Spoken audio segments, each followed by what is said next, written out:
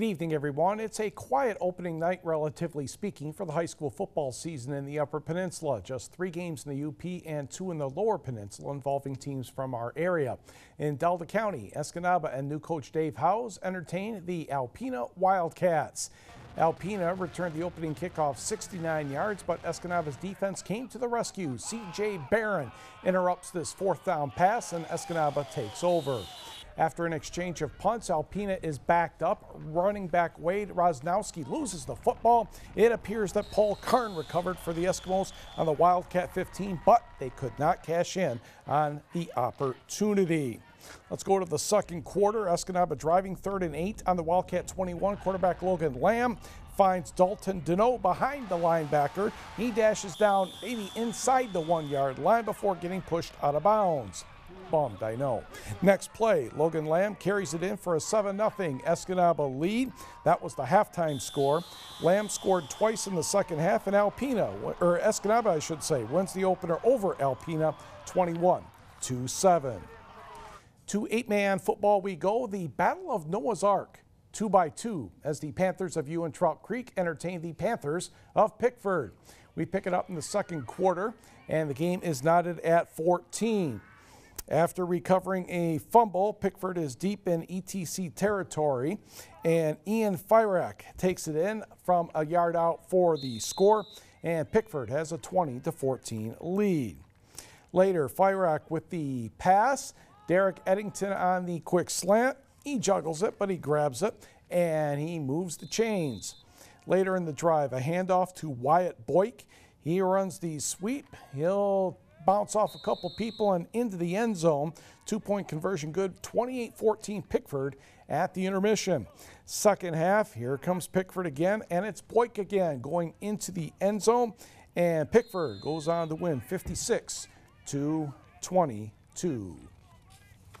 Let's go to volleyball. Mid-Peninsula Conference match, Manistee at Ishpeming.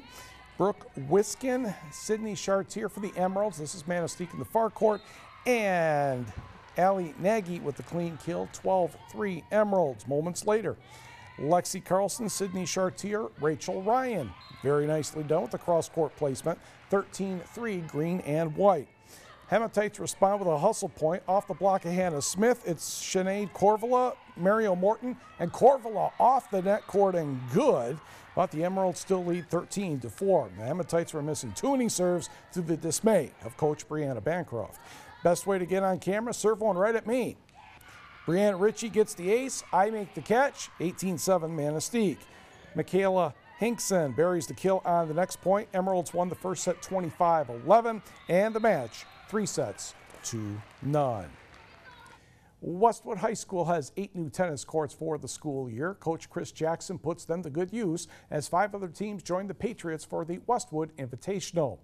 A peek at the second singles final. This is Westwood's Maddie Matias against Negauntee's Allison Ring. This point took more than a minute. Good editing breaks it down to less than 15 seconds. Matias didn't put away this shot. Ring rips the cross-court backhand for the point, but Matias would go on to win the match. First doubles semifinal, Kingsford's Tori Del Santo and Mariana Bianco in the near court against Ironwood's Jamie Bassman and Christine Milozic. And a good backhand right there by Del Santo gets the point. Move over to the second doubles final. Negauntee's Anya and Katrina Turecki of Negaunee in the far court against Courtney Klish and Paige Rivard of Westwood. And Katrina with the put away. The Tureckis won the match. The Miners won 4 of the 8 flights to take the team title with 44 points. Westwood had 2 titles for 31 in second place, and Marquette was third.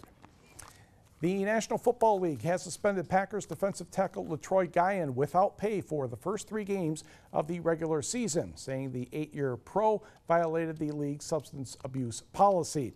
The 28-year-old Guyon was arrested near his home in Florida in early February on felony charges of drug and firearm possession.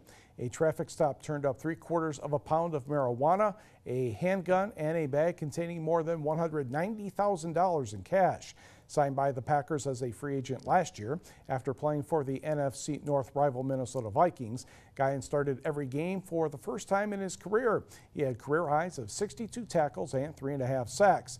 Guyan will be eligible to return to the Packers' active roster September 29th. He can play and practice during the preseason. Information is on our website at uppermichigansource.com. Right, so Friday Night Fever makes a return tomorrow night? Yes, it does make a return. We have thrown our darts at the schedule and come up with a decent selection of games. At least we should be able to get more than 6, and we'll see what happens from there. All right. Does that mean the Baritone's going to make a return too? Not yet. Not yet. A little too busy tomorrow night. All right. All right. Well, just tune up, practice. Soon, yes. All right. Thanks, Mike.